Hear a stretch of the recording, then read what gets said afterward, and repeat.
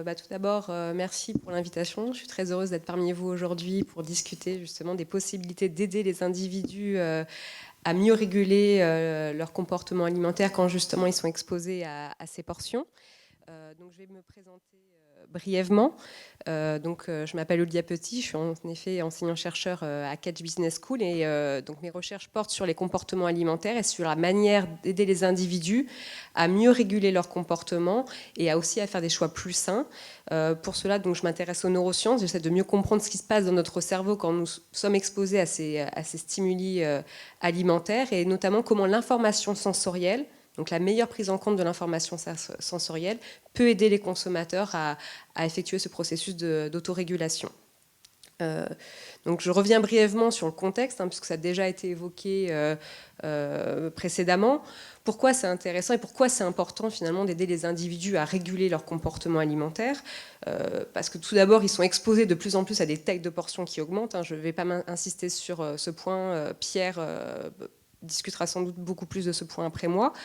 Mais donc voilà, ils sont exposés à des portions plus importantes. Et comme ça a été dit, le problème, c'est qu'ils se servent beaucoup plus de ces référents de portions pour réguler leur comportement alimentaire que par leurs signaux de satiété. Et donc ça a été montré dans plusieurs études. J'en ai mis une simplement là à titre d'exemple, où on voit qu'en fonction, et pour différents types d'aliments, en fonction du référent de taille de portion qu'on nous donne, donc petite, moyenne ou grande, et bien derrière, les quantités qu'on estime devoir consommer sont modifiées et sont en rapport justement avec ces référents de portions. À partir de là, ce qui m'a intéressé, c'est finalement pourquoi nos signaux de satiété ne nous indiquent pas que nous devons nous arrêter et pourquoi nous sommes si sensibles à ces tailles de portions. Donc il faut pour cela revenir tout d'abord sur le processus de satiété. Comment cela fonctionne ? Donc là, il y a plusieurs études qui ont mis en avant l'importance du processus sensoriel. C'est-à-dire, en fait, le temps que nous passons à voir, à sentir, à goûter les aliments, tout cela va permettre à nos cerveaux de servir d'indicateur de la quantité que nous avons consommée et d'envoyer un signal de satiété qui se manifeste tout simplement par la réduction du plaisir au cours de la consommation. Et on voit notamment que ce temps sensoriel est très important, notamment dans cette étude qui a montré qu'en fonction de la texture de l'aliment, donc en fonction de s'il est plus ou moins liquide, eh bien on va passer plus ou moins de temps en bouche, et donc on va avoir moins d'informations sensorielles quand cet aliment est liquide. Et donc derrière, en fonction de la texture, eh bien on voit que les individus sont moins capables de se réguler. Et le problème aujourd'hui, c'est que, comme ça a été mis en avant par l'effet de taille de portion, on ne prend pas assez en compte nos signaux de satiété. Et ça a été très bien observé au niveau du cerveau, où on a fait des études dans lesquelles on a comparé ce qu'il se passait dans le cerveau lorsqu'on était exposé à des images d'aliments et lorsque derrière nous consommions ces produits. Et il y a une énorme différence entre les personnes en fonction de leur poids. Chez les personnes de corpulence normale, on va dire, eh bien on voit que leur système cérébral associé au plaisir alimentaire est beaucoup plus stimulé lorsqu'ils consomment l'aliment. Donc du coup, on peut espérer que le système de régulation lié au plaisir et à la diminution du plaisir au cours de la consommation fonctionne correctement. Or, ce qu'on observe, c'est que chez les personnes en surpoids ou souffrant d'obésité, c'est l'inverse. Leur système du plaisir alimentaire est beaucoup plus stimulé lorsqu'ils voient des images d'aliments et ne fonctionne pas correctement au moment de la consommation. Et donc, potentiellement, eh bien, ils n'ont pas ces indicateurs de satiété qui peuvent les aider à réguler leur consommation, ce qui fait notamment qu'ils sont sans doute beaucoup plus sensibles à l'effet de taille de portion. Et donc, à partir de ces résultats, ce qui m'a intéressé, si finalement ces images jouent un rôle si important dans la consommation, est-ce qu'on ne peut pas jouer dessus pour aider les individus à se réguler, et notamment par l'imagination de l'expérience sensorielle. Pourquoi ça pourrait potentiellement fonctionner ? En fait, ce qu'on sait sur l'imagerie mentale, il faut comprendre le processus. Lorsque nous mangeons par exemple une pomme, notre cerveau stocke en mémoire pas uniquement l'image de l'aliment, mais également des informations sensorielles, gustatives, olfactives. Et lorsque plus tard nous sommes exposés à ces mêmes images d'aliments, eh bien notre cerveau est capable de réactiver approximativement les mêmes aires cérébrales que celles stimulées pendant la consommation pour produire des sensations similaires. Nous sommes capables de nous représenter le goût, l'odeur des aliments. Et donc moi, ce qui m'intéressait, c'est jouer justement sur cette imagerie mentale pour compenser le fait qu'on ait peu de sensations en bouche au moment de la consommation. J'ai mené tout d'abord des études d'IRM sur les choix alimentaires sains. J'ai regardé si justement, par rapport au fait d'au lieu de mettre en avant les bénéfices pour la santé au moment des choix alimentaires, est-ce que si je mets en avant le plaisir sensoriel, est-ce que je demande aux personnes d'imaginer le plaisir sensoriel de l'aliment sain, eh bien, est-ce qu'ils feraient plus de choix sains, d'une part, et qu'est-ce qui se passe au niveau du cerveau? Ce que j'ai observé, c'est tout d'abord une corrélation négative entre l'activité cérébrale dans les aires du plaisir et l'indice de masse corporelle lorsqu'ils étaient exposés aux messages sains. C'est-à-dire qu'en fait, chez des personnes en surpoids, leur dire qu'un aliment est sain, leur demander de mettre en avant les bénéfices à long terme, ça dévalue l'aliment. A l'inverse, lorsqu'on met en avant le plaisir sensoriel, eh bien d'une part, on voit plus d'activité dans les aires liées au plaisir, mais également, ils sont plus capables que les personnes non en surpoids ou qui ne souffrent pas d'obésité à mettre en place les mécanismes de contrôle. Ils sont plus capables que des personnes non en surpoids. Donc là, on a aussi un petit peu le fantasme que les personnes en surpoids ou obèses ne seraient pas capables de se réguler. Et bien là, dans ces études, on montre que justement, en mettant en avant le plaisir sensoriel, on les aide à se réguler même de manière plus pertinente que des personnes qui ne sont pas en surpoids. Et on voit en effet dans cette condition une augmentation du choix d'aliments sains. Donc je reviens sur le sujet d'aujourd'hui qui est les portions alimentaires. Et donc je me suis intéressée justement sur la possibilité de stimuler cette imagerie mentale sensorielle pour créer une espèce de signal de satiété et leur aider à réguler leur comportement alimentaire en fonction des portions qui sont présentées. Et ça avait déjà été observé dans une autre étude où ils avaient demandé de simuler l'expérience de consommation de manger des M&M's. À un groupe de participants, ils avaient demandé d'imaginer 3 fois. Imagine manger un M&M's, 2 M&M's, 3 M&M's. Et à un autre groupe, ils avaient demandé de faire la même tâche, mais 30 fois. Et ce qu'on observe, c'est que le groupe qui avait simulé cette expérience 30 fois, eh bien, consommait moins d'M&M's derrière. Donc potentiellement, il y avait un système de satiété qui s'était mis en place. Et donc moi, j'ai simplement voulu répliquer cette étude lorsque les individus sont exposés à des tailles de portions différentes, pour voir si ce mécanisme pouvait se mettre en place. Et donc dans une première étude, j'ai comparé les comportements, donc le nombre d'aliments sélectionnés en fonction des tailles de portions qui étaient présentées. Donc j'ai utilisé 3 portions de frites qui sont celles du McDo, médium, large et très large. Et j'ai regardé derrière combien de frites ils sélectionnaient en fonction du paquet présenté, de la portion proposée, mais également en fonction de leur imagerie mentale. Je leur ai demandé ensuite si c'était imaginer le plaisir sensoriel de consommer ces portions-là. Et j'ai comparé les résultats entre les 2 groupes de participants. Et ce qu'on voit, c'est que les personnes qui ont peu simulé le plaisir sensoriel, eh bien, sont très sensibles à l'effet taille de portion. Donc là, c'est les résultats en blanc sur le premier graphique. On voit qu'en fonction de la taille de portion, eh bien, on a une augmentation de la portion sélectionnée. Et que cet effet, même s'il existe encore chez les personnes qui ont davantage simulé l'expérience sensorielle, eh bien, il est moins fort. On voit qu'il y a moins de différence entre les nombres de frites sélectionnés en fonction de la taille de portion. Et ce qui m'a intéressé ensuite, c'est de voir, dans ce cas-là, c'était spontané, c'était peut-être pas très conscient, puisque je leur ai demandé simplement après ce que vous étiez imaginé.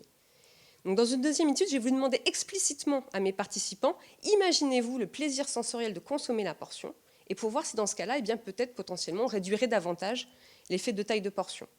Et c'est en effet ce qu'on a observé. Donc là en blanc, vous avez les résultats de ceux sur le deuxième graphique qui n'ont pas simulé l'expérience, et on voit qu'ils sont très sensibles à l'effet de taille de portion. Et dans la deuxième condition, donc le fait d'avoir demandé aux participants d'imaginer le plaisir sensoriel, eh bien on n'a pas trouvé de différence significative entre les 2 conditions. Ils ont en moyenne sélectionné le même nombre de carrés de chocolat, qu'on leur présente une petite ou une grande portion de chocolat. Donc, fort de ces résultats, je me suis intéressée à un autre phénomène. C'est les portions présentées sur les paquets alimentaires. Parce que des études précédentes ont montré que cela aussi affectait le nombre de portions, la quantité de portions qu'on se servait. Donc là, c'était une étude qui a été menée aux États-Unis et qui ont tout d'abord vu, et ça c'est quand même très important, qu'en fait, sur les paquets, et là c'était des paquets de céréales, le contenu calorique des portions présentées dépassait de 64,7% en moyenne la valeur nutritionnelle recommandée sur ce même paquet de céréales. Donc finalement, on biaise le consommateur en lui faisant croire que la portion qui est présentée, elle a potentiellement la bonne valeur nutritionnelle, alors que ce n'est pas du tout le cas. Alors ce ne serait pas grave si derrière, il ne consommait pas plus, parce que ça peut être simplement plus attractif pour le consommateur de voir une grosse portion. Alors ce n'est pas dans les mêmes proportions, mais malheureusement, on voit derrière une augmentation de la consommation. Alors moi, mon idée derrière, ce n'est pas forcément de dire il faut mettre une petite portion toute petite et rendre le paquet pas attractif pour les consommateurs. Hein. Ce ne serait pas intéressant pour l'industrie agroalimentaire, on n'est pas sûr qu'ils suivent cette recommandation. Mais finalement, d'essayer de trouver une solution en termes de présentation qui permettrait aux consommateurs de mieux réguler leur consommation, mais en même temps de garder le paquet attractif. Et donc, je me suis intéressée aux illusions visuelles. Donc, notamment à une illusion qui s'appelle l'illusion de Delboeuf, qui montre en fait que quand vous avez deux cercles noirs qui sont encerclés par un deuxième cercle de différentes tailles, et bien généralement, on a l'impression que celui qui est encerclé par un petit cercle eh bien, est plus gros, le cercle noir, que celui qui est encerclé par un grand cercle. Pourquoi? Parce que notre cerveau modifie l'information pour nous et a tendance à rapprocher les deux cercles qui sont proches entre eux, donc à agrandir artificiellement le cercle noir, alors qu'à l'inverse, quand les deux cercles sont plus écartés, eh bien, notre cerveau va agrandir cet écart pour donner l'impression que finalement le cercle noir au milieu est plus petit. Et ce qui a été observé déjà dans la littérature, c'est que ça affecte le service. C'est-à-dire que quand vous servez une assiette, vous avez tendance à plus vous servir que lorsque vous servez dans une grande assiette. Parce que vous êtes sensible à ce type d'illusion. Et moi, j'ai mené des études sur packaging. Parce que je me suis dit que dans ce cas-là, potentiellement, ça pourrait stimuler l'envie alimentaire, mais pas forcément le service. Parce qu'il y a des études aussi qui ont montré que les illusions visuelles, des fois, agissent sur la perception, mais pas forcément sur l'action. C'est-à-dire que vous allez par exemple dire, oui, en effet, j'estime que la taille du cercle est plus grande, mais quand on vous demande véritablement d'indiquer avec vos doigts la taille du cercle, eh bien, il y a beaucoup moins de biais. Vous êtes beaucoup plus capable en fait, d'évaluer la taille de ce cercle. Et donc, c'est ce qu'on a regardé donc, sur cette étude sur les paquets de céréales pour voir si potentiellement on pouvait stimuler l'achat en utilisant des portions artificiellement plus grandes à travers un bol de céréales plus petit, mais derrière, pas forcément agir sur le service. Et en fait, donc, ce que montraient nos résultats, c'est que les participants qui étaient exposés à l'illusion de plus grandes portions, donc avec le petit bol de céréales, eh bien, en effet, il y avait une intention d'achat plus importante. Et en fait, un résultat qu'on n'avait pas forcément attendu, c'est qu'ils avaient aussi tendance à moins se servir. Donc au début, on a pensé, c'est peut-être justement notre système de satiété mentale, j'imagine consommer une plus grande quantité, donc j'ai un système de satiété qui se met en place et donc je me sers moins. Et en fait, ce qu'on a observé, c'est qu'en fonction de leur niveau de stimulation sensorielle, il n'y avait pas de différence dans la condition grande portion, mais dans la condition de petite portion. Et en fait, présenter une portion trop petite sur un paquet de céréales, eh bien, ça crée comme... Alors, c'est notre interprétation, on n'a pas eu de données véritablement dans ce sens-là, mais potentiellement, ça pourrait créer une sorte de frustration ou de stimuler l'appétit, mais sans créer une satiété derrière. Et donc, les individus avaient tendance à beaucoup plus consommer derrière, se servir beaucoup plus quand on leur présentait une petite portion. Donc, pour terminer sur mes recherches sur le sujet, je voudrais vous présenter un dernier article. Là, on s'est intéressé aux portions achetées. Parce que bien évidemment, si on achète des plus petites portions, potentiellement, on va forcément consommer moins aussi derrière. Et donc, on s'est intéressé à un autre phénomène qui est la représentation mentale de l'anticipation du gaspillage alimentaire. Parce que justement, si on est mieux capable d'imaginer ce qu'on va consommer, on est aussi mieux capable d'imaginer ce qu'on va potentiellement gaspiller. Et ce qu'on a observé, c'est qu'en fonction du format de présentation, eh bien, on est plus ou moins capable d'anticiper ce gaspillage alimentaire.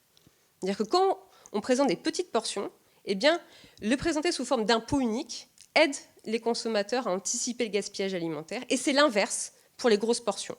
C'est-à-dire quand vous avez une grosse quantité de nourriture, si vous avez plusieurs petits pots, c'est beaucoup plus facile pour votre consommateur d'imaginer ce gaspillage alimentaire. Et ce qu'on a observé derrière, c'est que quand justement on aidait le consommateur à anticiper ce gaspillage alimentaire, eh bien derrière, ils avaient tendance à choisir des portions plus petites et à être moins sensibles également aux packs promotionnels. Donc, pourtant, potentiellement, ils pouvaient gagner de l'argent derrière, mais ils préféraient quand même payer potentiellement plus cher, mais pour des petites portions. Alors, ce qu'on n'a pas vérifié, et ce serait intéressant de regarder ça dans une autre étude, c'est si potentiellement ils imaginaient finalement l'achat du pack promotionnel ne serait peut-être pas si rentable que ça, si finalement, derrière, ils gaspillaient une partie de la nourriture.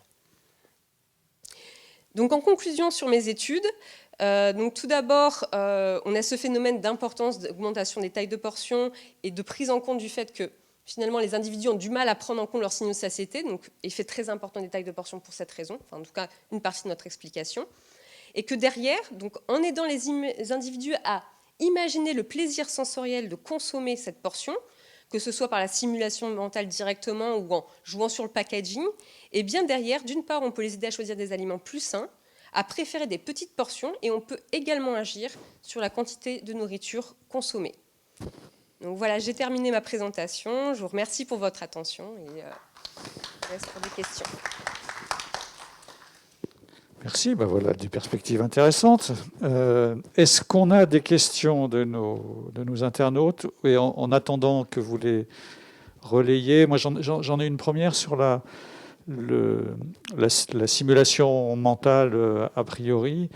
Est-ce que ça dure dans le temps? C'est-à-dire, est-ce qu'il faudrait recommencer l'exercice à chaque fois, un peu tous les jours, pour limiter, enfin, pour accélérer le processus de rassasiement? Ou est-ce que, une fois qu'on l'a fait, il y a une durée dans le temps? Est-ce que vous avez regardé ça, la permanence dans le temps de l'effet? Non, j'ai pas du tout observé cette chose-là. Ce qu'on montre dans nos études, c'est que c'est vraiment instantané. C'est-à-dire que c'est sur le moment, je suis capable de simuler l'expérience, parce que finalement, la satiété, c'est un phénomène qui est dépendant de la consommation actuelle. C'est-à-dire qu'on n'est pas rassasié à long terme. Et ce qu'en fait, c'est intéressant, c'est finalement et même à un moment donné, c'est-à-dire que peut-être à un moment donné, j'aurais besoin d'une plus grosse portion, parce que j'ai peut-être moins mangé le matin, etc. Donc l'idée, c'est pas forcément d'amener les individus à moins manger tout le temps, mais de mieux prendre en compte ce qu'ils ont besoin et d'adapter leur consommation, et donc de choisir potentiellement, quand vous allez par exemple à Starbucks, je ne vais peut-être pas prendre ce coup-ci l'énorme gobelet parce que j'ai assez mangé, je suis capable d'évaluer ce que j'ai besoin de manger, donc prendre un plus petit gobelet, mais potentiellement je peux aussi en prendre un plus grand à une autre occasion si j'ai peut-être moins mangé le matin en effet.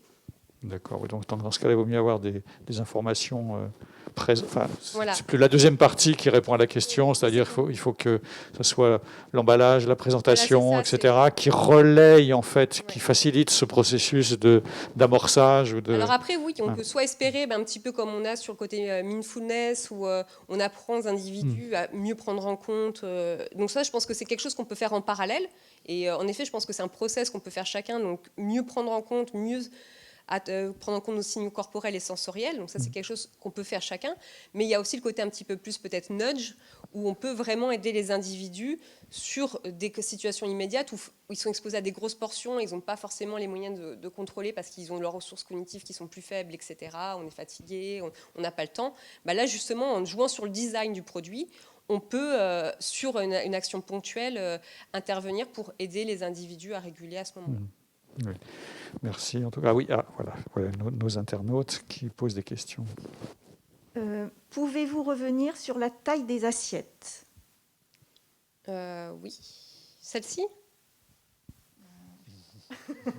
Alors, on ne sait pas. Ouais. Et puis, peut-être je pose une deuxième question qui est relative à ça aussi. Si j'ai bien compris votre propos au sujet de l'illusion de Delboeuf, on se sert plus dans un petit contenant, plus de façon proportionnelle ou dans l'absolu? Alors, c'est le contraire. C'est-à-dire qu'en fait, quand on a un petit contenant, comme finalement la portion au milieu a l'air plus grosse, on va avoir tendance à moins de se servir. Alors que si on vous met une grande assiette, si vous servez la même quantité, va peut-être vous paraître un petit peu ridicule. Et donc là, vous avez tendance à plus vous servir parce que vous aurez l'impression, finalement, la portion qui est au milieu. Et c'est ce qu'on a observé là dans notre étude sur les packaging. C'est finalement, alors quand on leur présentait les céréales dans un grand bol, ça leur paraissait pas suffisant. Ça crée une frustration et donc du coup, on augmentait le service.